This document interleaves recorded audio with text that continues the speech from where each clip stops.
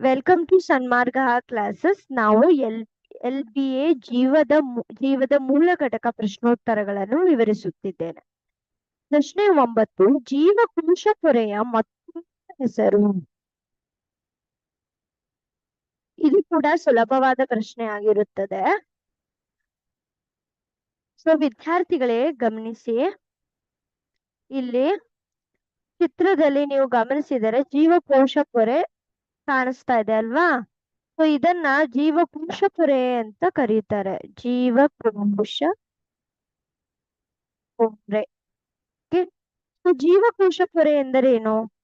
ಕೋಶ ಭಿತ್ತಿಯನ್ನ cell wall ಅಂತ ಕರೀತಾರೆ. ಕೋಶ ಪೊರೆಯನ್ನ ಸೆಲ್ ಮೆಂಬ್ರೇನ್ ಎಂದು ಕರೆಯಲಾಗುತ್ತದೆ.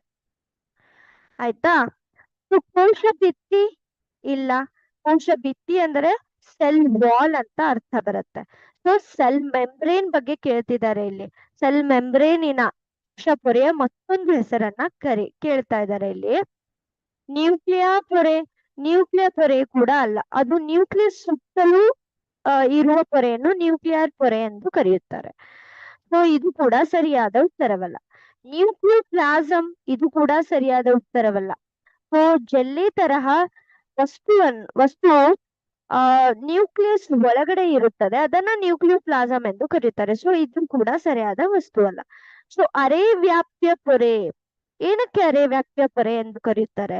ಈ ಜೀವಕೋಶ ಪೊರೆ ಏನ್ ಮಾಡ್ತಾ ಇದೆ ಅಂದ್ರೆ, ಕೆಲವೊಂದು ವಸ್ತುಗಳನ್ನ ಮಾತ್ರ ತನ್ನೊಳಗೆ ಬಿಟ್ಕೊಳ್ತಾ ಇದೆ, ಇನ್ನು ಕೆಲವೊಂದು ವಸ್ತುಗಳನ್ನ ಮಾತ್ರ ಹೊರಗೆ ಕಳಿಸ್ತಾ ಇದೆ. ಸೊ ಈ ಒಳಗಡೆ ಹೋಗುವುದು ಮತ್ತೆ ಹೊರ ಹೋಗುವಿಕೆಯನ್ನ ಇದೇ ಏನ್ ಮಾಡ್ತಾ ಇದೆ, ಕಂಟ್ರೋಲ್ ಮಾಡ್ತಾ ಇದೆ. ಅದಕ್ಕೆ ಇದಕ್ಕೆ ಅರೆ ವ್ಯಾಪ್ಯ, ಓನ್ಲಿ ಸಮ್ ಸಬ್ಸ್ಟೆನ್ಸ್ ಅಂದ್ರೆ ಸ್ವಲ್ಪ ಕಣದಂಗಳು ಬೇಕಾಗಿರುವ ವಸ್ತುಗಳನ್ನ ಮಾತ್ರ ಒಳಗಡೆ ಬಿಡುತ್ತೆ, ಬೇಡವಾದ ವಸ್ತುಗಳನ್ನ ಮಾತ್ರ ಹೊರಗಡೆ ಕಳಿಸುತ್ತೆ. ಸೊ ಈ ತರ ಇದ್ರದ್ದು ಕಾರ್ಯನಿರ್ವಹಿಸುವಿಕೆ ಇರುವುದರಿಂದ ಇದನ್ನ ಅರೆ ವ್ಯಾಪ್ಯ ಪೊರೆ ಅಂತ ಕರೆಯಲಾಗತ್ತೆ. ಸೊ ಸರಿಯಾದ ಉತ್ತರ ಆಪ್ಷನ್ ಬಿ, ಅರೆ ವ್ಯಾಪ್ಯ ಪೊರೆ. Thank you.